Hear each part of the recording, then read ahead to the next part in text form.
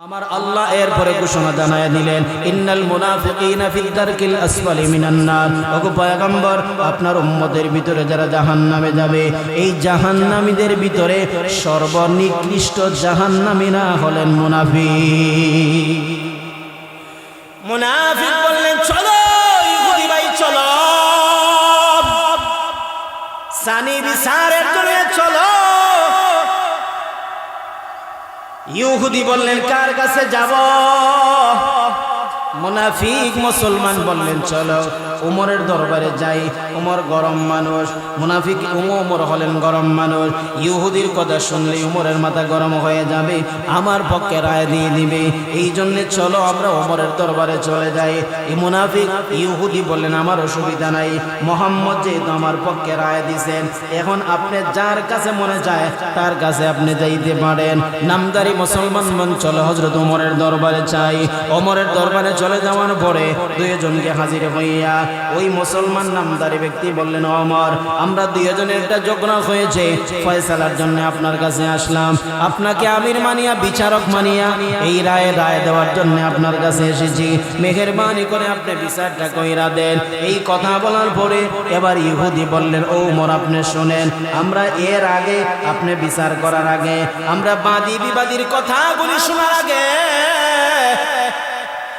আমার কথা আগে শোনো। ওই বিচার লইয়া নবী মুহাম্মদের দরবারে আমরা গিয়েছিলাম। নবী মুহাম্মদ আমার পক্ষে রায় দিয়েছেন। দুইজনের কথা শোনার পরে এবার আপনি বিচার করতে পারেন, আমার কোনো বাধা নাই। ওমর এই কথা বলার পরেই, ওমর তো গরম মানুষ, এই গরম আবার হকের পথে চলে, বেহক পথে চলে না। সুবহানাল্লাহ বলে। যতই উমর গরম হয়, যতই রাগ হয়, বেহক পথে উমরের রাগ চলে না। সুবহানাল্লাহ। হযরত উমর এই কথা বলার পর নামদারি মুসলমান যিনি, উনাকে বলেন, ভাইজান, আপনারা দুজন কি রাসূলের কাছে গিয়েছিলেন? বলে, হ্যাঁ। এই ইহুদি ভাই যে কথা বলেছেন এটা কি সত্য? মুসলমান বলেন, হ্যাঁ সত্য। ওমর বললেন, তাহলে একটু দাঁড়ান, আমি ভিতর থেকে আসি। ওমর এই কথা বলার পরে ভিতরে গিয়া ওমরের শানদার তলোয়ার, এই জমানার স্পেশালি অস্ত্র, বর্তমান জমানার স্পেশালি অস্ত্র যেমন পিস্তল, রাইফেল, এক একটার পরে আরেকটা আছে। যারা বাহিনীর লোক, এক একজনের কাছে এক এক ধরনের অস্ত্র থাকে। এটি হলো তাদের মায়ার জিনিস, প্রাণের চাইতে বেশি মহব্বত করেন। এই জমানার অস্ত্র ছিল তলোয়ার। ওমর বললেন, দাঁড়াও, আমি ভিতর থেকে আসি, এরপরে দুজনের রায় দিব।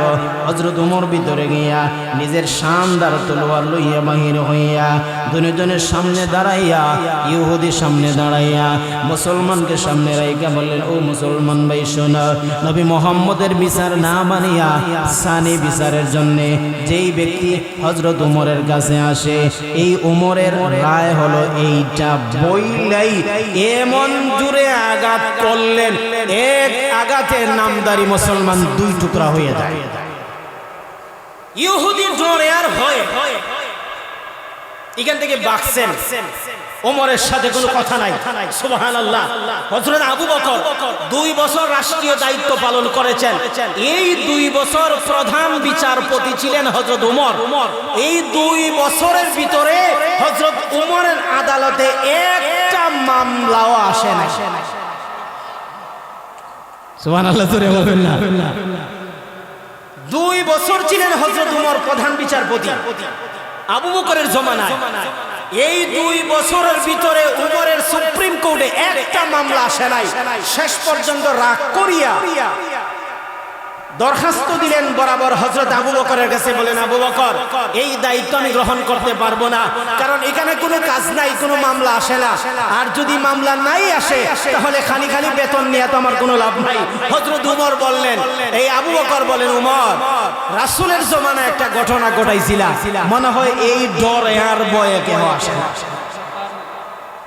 সুবহানাল্লাহ, বলবেন না। হযরত ওমর রাগ করে বলেন, না, আমার নিচের যে কোড আছে, জজ code, union code, member code, এগুলি জিজ্ঞাসা করেন। হযরত আবু বকর হযরত ওমরকে রাইকা সারা দেশে খবর নিয়ে দেখলেন, 2 বছরের ভিতরে রাষ্ট্রীয় আদালতে নামে মাত্র 1-2টা ছাড়া স্বাভাবিক কোনো মামলাই যায় নাই। স্বর্ণের যুগ বা সোনালী যুগ। এই জন্যই তো বলা হয়, এই যে আমাদেরকে একটা কোটা দেওয়া হয়, মনে হয় দেশ অন্ধকার জুলে চলে যাবে। আচ্ছা বলেন তো, আমাদের অন্ধকার কোথায় আর আপনাদের আলোর জমানা কোথায়? যেই জমানায় কি আলোর জমানা বলবেন, সেই জমানার যে কোনো দেশের প্রেসিডেন্টের তার জীবনে একটু ইতিহাসটা বাহির করে দেখেন কি পরিমাণ ব্যাকগ্রাউন্ডের অবস্থা। সুবহানাল্লাহ। আর রাসূলের ব্যাকগ্রাউন্ড বাহির করেন, আবু বকরের ব্যাকগ্রাউন্ড বাহির করেন, উমরের ব্যাকগ্রাউন্ড বাহির করেন, হযরত আলীর ব্যাকগ্রাউন্ড বাহির করেন। ইয়া সুবহানাল্লাহ, কি বলবে!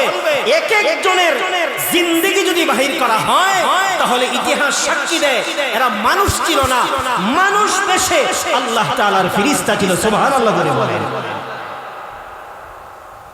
আবু বকর বললেন, ওমর, আপনার আদালতে বিচার না আসার কারণ হলো নবীজির জমানায় একটা ঘটনা আপনি ঘটাইছিলেন, মনে হয় ডরে আর ভয়ে মানুষ মামলা নিয়ে আসে না।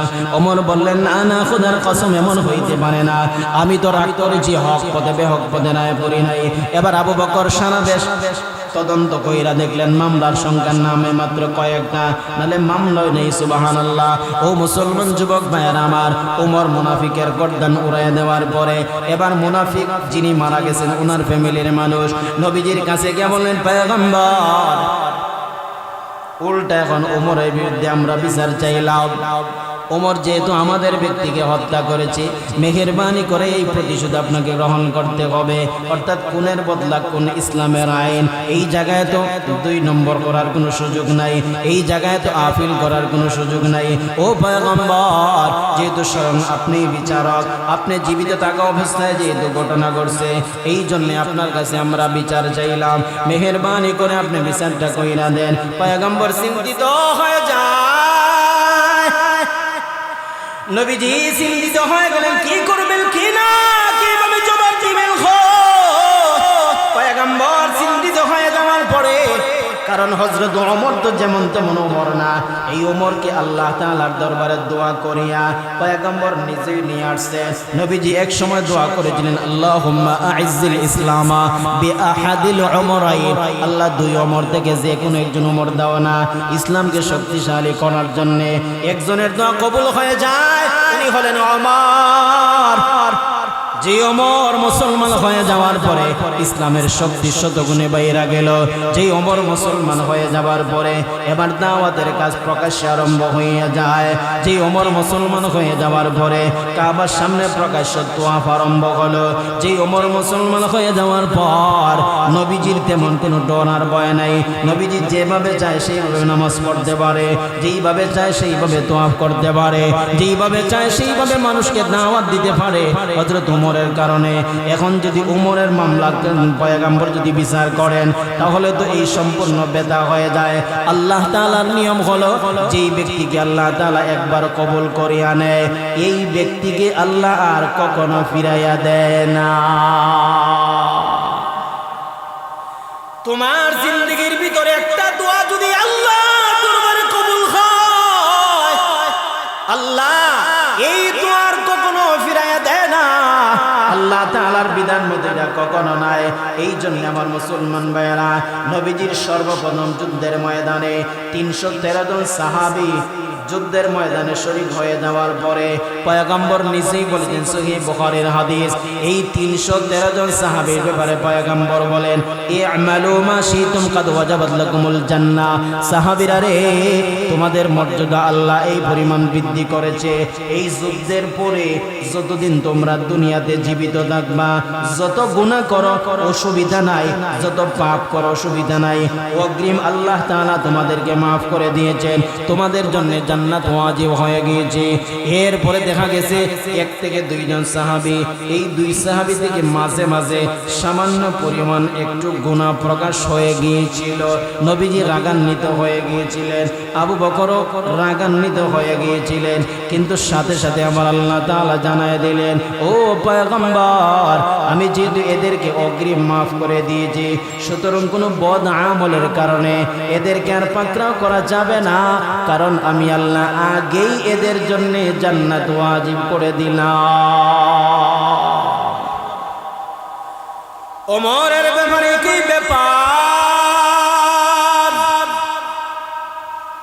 পয়গম্বর এবার যদি বিচার করা হয় তাহলে ওমরের দরবারে এত দোয়া, যে ওমরকে বলা হয় মেজাজযোগী, যে ওমরের কথা মতো ওমর যেইভাবে বলেছেন আল্লাহ তাআলার বিধান দেখা গেছে সেইভাবে নাজিল হয়েছে, মানে ওমরের কথা মতো নাজিল হয় নাই, আল্লাহ তাআলার বিধান মতো ওমরের কথা দেখা যায় মিলিয়ে যায়।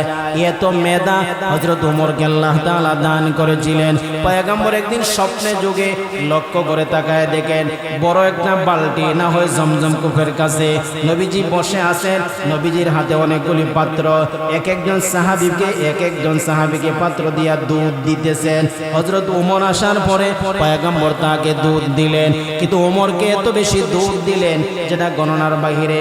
বালতি উপর হইয়া হযরত ওমরের দুধ পড়তেছে। নবীজি ঘুম থেকে জাগ্রত হয়ে যাওয়ার পরে সাহাবায়ে কেরামের সামনে এই কথা বলার পর একজন সাহাবী বললেন, ও পয়গম্বর, তার ব্যাখ্যা কি কইতে পারে? আমার পয়গম্বর জানায়া দিলেন এর ব্যাখ্যা হলো কি জানোনি? এর ব্যাখ্যা হলো আল্লাহ তাআলা ওমরকে এমন ইলম দান করবেন যে ইলম হযরত ওমর চতুর্দিকে ছড়ায় ছিটিয়ে যাবে। এত জ্ঞান আল্লাহ তাআলা হযরত ওমরকে দান করেছিলেন। সেই ওমরের ব্যাপারে এত বড় একটা আদালত প্রমাণ হয়ে যাবে, কারণ হযরত ওমরের ব্যাপারে যত দোয়া আল্লাহর পয়গম্বর করেছিলেন সবগুলি বাতিল হয়ে যায়। এই জন্য পয়গম্বর পেরেশানি হয়ে গেলেন। কিন্তু পেরেশানি হলে কি হবে? আল্লাহর পয়গম্বর দুই নম্বরই করতে পারেন না। নবীজির আপন কলিজার টুকরা মেয়ে হলো তো দুই নম্বরই করতে পারেন না। পয়গম্বর হিজরত করিয়া মদিনা শহরে যাওয়ার পর 8 বছর পরে আবার মক্কায় গিয়া আক্রমণ করিয়া মক্কা বিজয় হয়ে যাওয়ার পরে পয়গম্বর 16 থেকে 17 দিন মক্কায় অবস্থান করেছিলেন। এরপরে আবার মদিনায় চলে গেলেন। এই 16 থেকে 17 দিনের ভিতরে মদিনায় বড় একটা ঘটনা ঘটে যায়। মদিনার মক্কার একটা গোত্রের নাম ছিল কবিলায়ে বনু জুরহুম। এই কবিলায়ে বনু মাখজুম, এই মাখজুম গোত্রের একটা মহিলা চুরি করার পরে সাহাবায়ে কেরাম হাতে ধরা পড়ে যায়। ধরা পড়ে যাওয়ার পরে পয়গম্বরের কাছে বিচার লইয়া যাবার পর পয়গম্বর বললেন আগামীকালকে রায় দেওয়া হবে, কারণ আজকে সময় কম, এই জন্য আগামীকালকে রায় দেওয়া হবে। রায় দেওয়ার জন্য পয়গম্বর সময় নির্ধারণ করে দিলেন।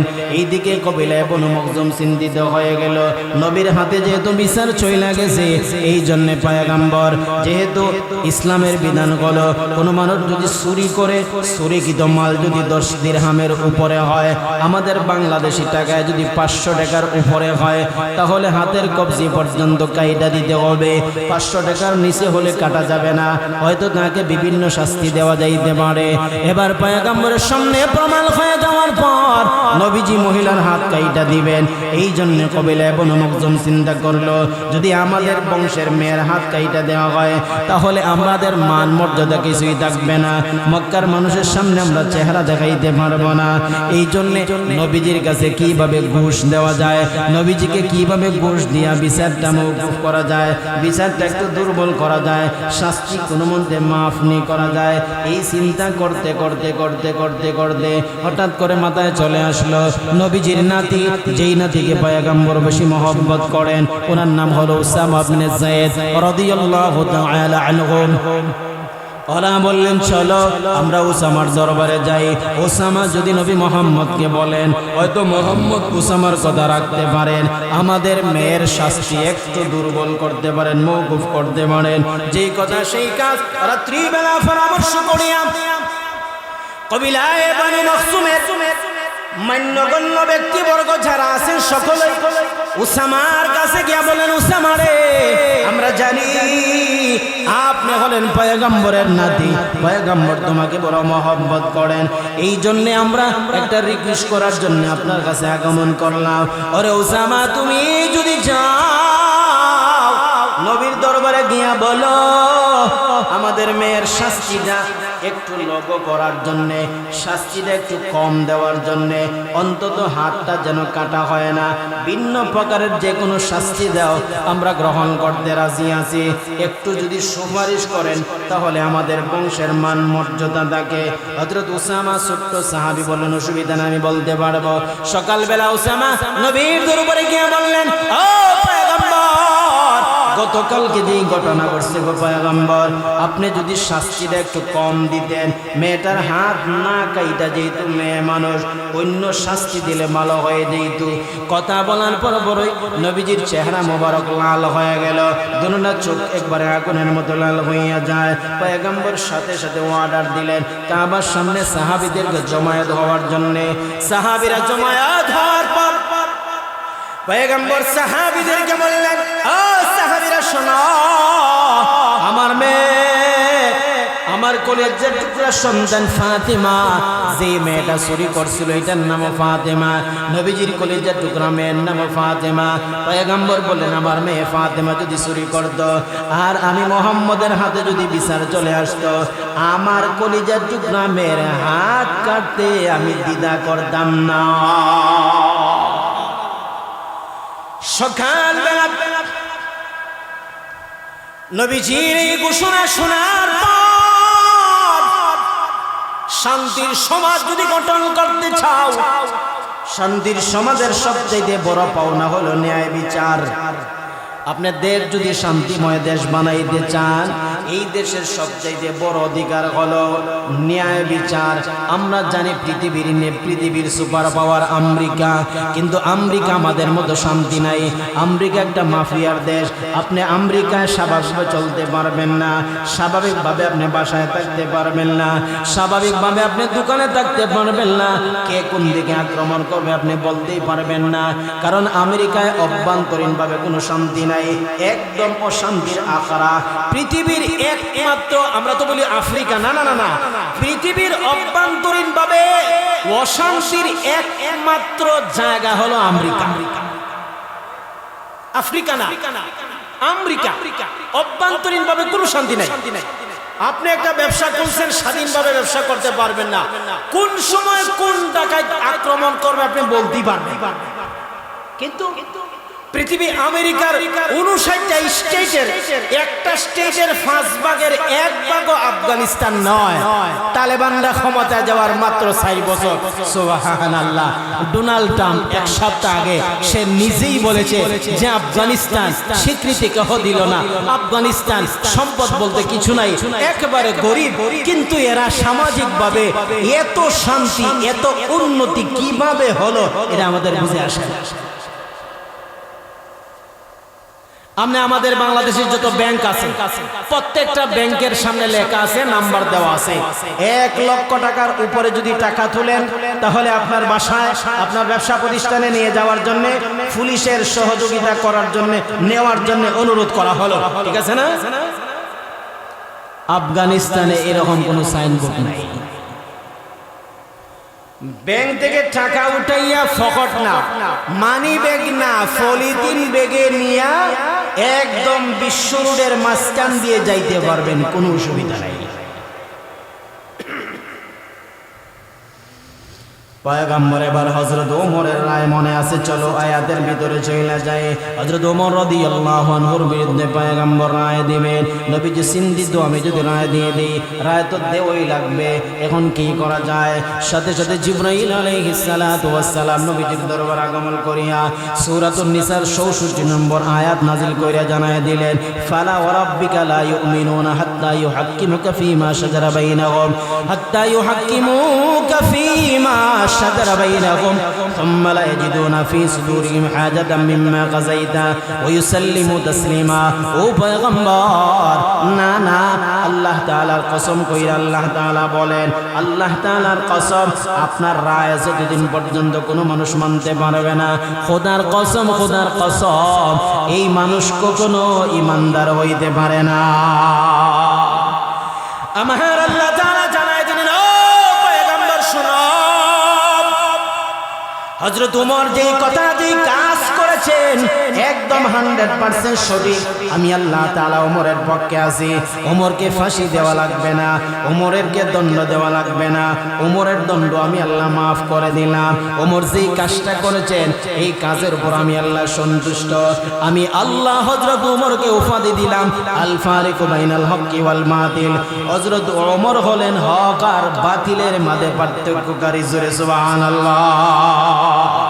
এরপরে আল্লাহ রাসূল এইখান থেকে ইসলামী শরীয়তের বিচারের যে কার্যবিধি, সুবহানাল্লাহ, কি সুন্দরভাবে বলেছেন রাসূল। বলেন ইসলামের দণ্ডবিধি তিন প্রকার, একটা হলো কিসাস, আর একটা হলো তাজিরাত, আর একটা হলো হুদুদ। তিনটার ব্যাখ্যা অনেক সময়ের প্রয়োজন। এরপরে রাসূল বলেন পৃথিবীর সমস্ত বিচারক তিন প্রকার, দুই প্রকার বিচারক জাহান্নামী, এক প্রকার বিচারক জান্নাতি। আপনি পঞ্চায়েতের বিচারক হন, আর মেম্বার হন, আর চেয়ারম্যান হন, আর জজ কোর্টের বিচারক হন, আর দেশের যে কোনো বিভাগের বিচারপতি হন না কেন, আপনি তিন প্রকার থেকে যে কোনো একবারে পড়বেনই পড়বেন। আল্লাহ রাসূল বলেন আল কুজাতু সালাসা, বিচারক হলো তিন প্রকার, সানিয়ানে ফিন নার, দুই প্রকার বিচারক জাহান্নামী, ওয়াহিদুন ফিল জান্নাহ, এক প্রকার বিচারক হলো জান্নাতি। ওই প্রকার বিচারককে যিনি বিচার যাওয়ার পরে হক বাতিল জানেন, জানার পরে হকের উপর রায় দেন, উনি হলেন জান্নাতি। আর বাদী বিবাদী দুইজনের কথা আপনার কাছে যাওয়ার পর আপনি যদি ঘুষ গ্রহণ করেন, আত্মীয়তার বন্ধন গ্রহণ করেন, ভালোবাসার বন্ধন গ্রহণ করেন, কোন দলের বন্ধন গ্রহণ করিয়া বিচারকে যদি একটু হেরফের করেন, রাসূল বলেন ফিন্নার, উনি জাহান্নামী। তাহলে একটা বিচারের রায় দিলে, রায় দিয়ে আপনার কোনো লাভ নাই, সুদা জাহান্নামের টিকিট আপনি কিনে ফেললেন। এ ধরনের বিচারের রায় দেওয়ার তো দরকার নাই। এই জন্য হযরত ওমর বলেন যেই মানুষটা বেকার, দুনিয়ার লাইনে বেকার, দ্বীনের লাইনে বেকার, এই মানুষটা সমাজের বড় বোঝা। আমি ওমর এই মানুষটারে বড় ঘৃণা করি, এই মানুষটাকে আমি মহব্বত করতে পারি না। এই জন্য বেকার মানুষ যারা আছেন এরাই সমাজে এই কাজটা বেশি করেন। তিন নম্বর হলো আপনি যে কোনো বিষয় জানলেন, বাতিল কথা শুনলেন, বিবাদীর কথা জানলেন না, শুনলেন না, সাথে সাথে মন্তব্য করে বসলেন, আবার রায়ও দিয়ে দিলেন, ফয়সালা দিয়ে দিলেন, রাসূল বলেন ফিন্নার, উনিও জাহান্নামী। তাহলে আপনি যদি বিচার করতে চান, একটা হলো বাদী বিবাদী দুই দলের কথা শুনতে হবে।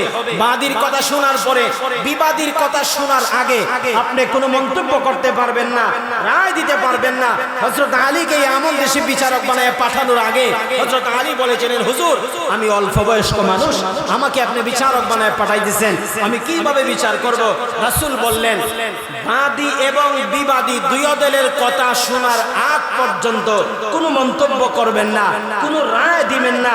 হযরত আলী বলেন রাসূলের এই কথা মানার পরে আমার জিন্দেগীর ভিতরে কোনো বিষয়ে ফয়সালা দিতে গিয়া আমার ভিতরে সামান্য পরিমাণ সন্দেহ আসে নাই। কিভাবে সন্দেহ আসে নাই? হযরত আলীর জমানায় মসজিদ নববীর সামনে রাত্রিবেলা একটা লাশ পাওয়া গেছে, বেওয়ারিশ। কে মারা গেছে, কে মারছে, কোনো ওয়ারিস নাই। এই লাশের মৌরুসকে ওয়ারিসকে এটার কোনো জানা নাই। এখন সকালবেলা মানুষ ফজরের নামাজে যাইতেছেন, দেখেন মসজিদে নববীর সামনে লাশ একটা পড়া, এর ভিতরে একজন আল্লাহওয়ালা মানুষ এই লাশের সামনে বৈশা কাঁদতেছেন আর বলতেছেন আল্লাহ এই মানুষটা মারা গেল, আয় আল্লাহ এখন এর অবস্থা কি হবে? আর মানুষ সামনে যাওয়ার পরে বলতেছেন ভাই এই ব্যক্তিরে কে মারছে আমি জানি না, তবে আমাকে ফাঁসি দেন, আমি ফাঁসি নিতে প্রস্তুত আছি। অদ্ভুত ব্যাপার। হযরত আলীর দরবারে বিচার যাওয়া হলো, আলী রায় দেওয়ার জন্য বসে আছেন। হযরত আলী যেই মানুষটাকে পাশে পাওয়া গেল, পুলিশ বলেছেন ওনাকে পাশে পাওয়া গেছে। এই সময় তো আর সিসি ক্যামেরা নাই বা কোনো আলামত দিয়া কোনি বাহির করার তো কোনো সিস্টেম নাই। সিস্টেম একটাই, একমাত্র তাকওয়া। কেহ যদি স্বীকার করে বলে হ্যাঁ আমি অপরাধী, তাহলে মামলা ডিসমিস। আর কেহ যদি নাই করে তাহলে বাহির করার তো কোনো ব্যবস্থা নাই। আলী বললেন ভাই আপনি কি হত্যা করেছেন? বলে না। তাহলে আপনাকে কেন ফাঁসি দিব? বলে আমাকে ফাঁসি দিতেই হবে, আমি যেহেতু এই পাশে লাশের পাশে বসা ছিলাম, উনার ভিতরে ঢুকছে, আমি যদি এই মুহূর্তে মারা যাই, আমাকে যদি ফাঁসি দেওয়া হয় তাহলে এই সুযোগে আমার জিন্দেগীর সব গুনাহ মাফ হয়ে যাবে আর আমি সোজা জান্নাতে চলে যাব। দেখছেন সোজা মানুষের বুদ্ধি। এবার আলী রাদিয়াল্লাহু তাআলা আনহু চিন্তায় পড়ছেন কি করবেন কিনা। আলী রাদিয়াল্লাহু তাআলা আনহু বিচারের চেয়ারে বসা। হযরত আলীর দুই সাহেবজাদা, একজনের নাম হুসাইন আর একজনের নাম হাসান।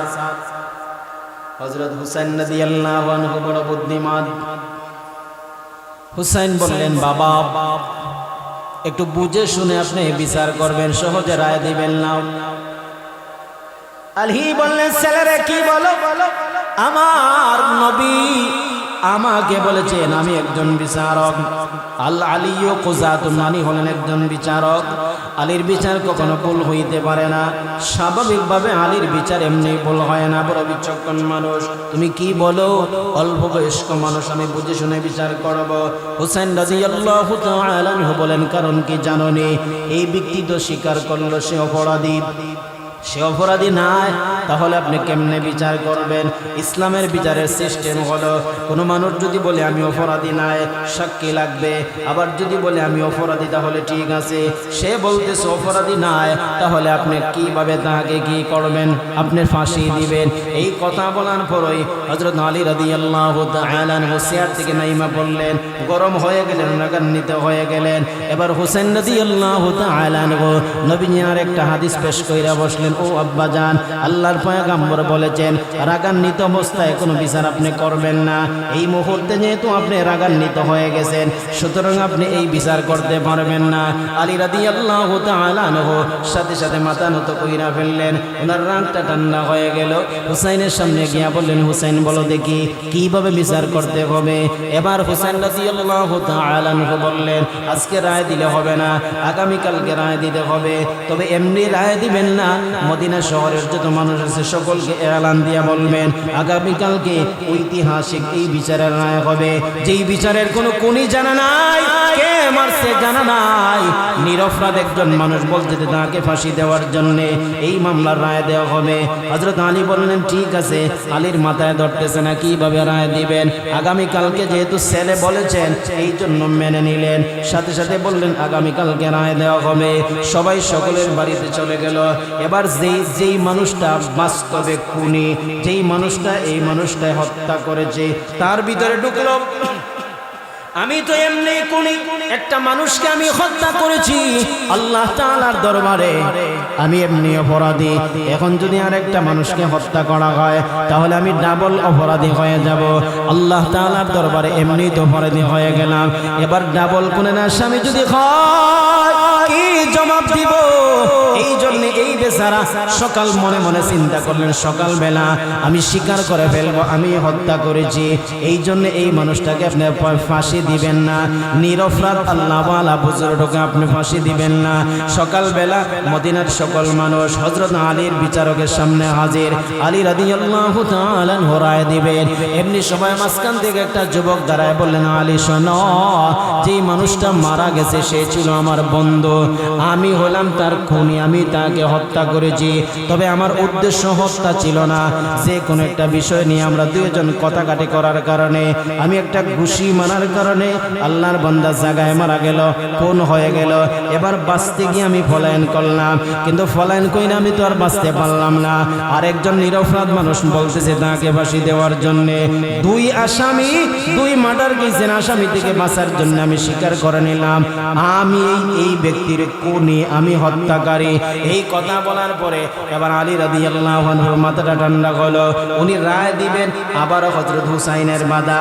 হুসাইন রাদিয়াল্লাহু তাআলা আনহু বললেন, ও আব্বাজান, আল্লাহর পয়গম্বর বলেছেন কোন মানুষ যদি সত্য স্বীকার করে নেয়, তাহলে ওই মানুষকে মাফ করে দেওয়া হয়। আর এক জায়গায় পয়গম্বর বলেন, as-sidqu ইউনজি, যে ব্যক্তি সত্য স্বীকার করে এই সত্য তাহাকে নাজাত দেয়। হুসাইন বলেন, আব্বা এ যেহেতু স্বীকার কইরা নিছে হে নিজে খুনি, রাসূল বলেছেন স্বীকার করলে সত্য সত্য তাহাকে নাজাত দেয়। এখন এই বেচারাকে যদি আপনি হত্যাই করেন, রাসূলের হাদিস মিথ্যা হয়ে যাবে। আর যদি হত্যা নাই করেন, তাহলে এ খুনি মাফ হয়ে যায়।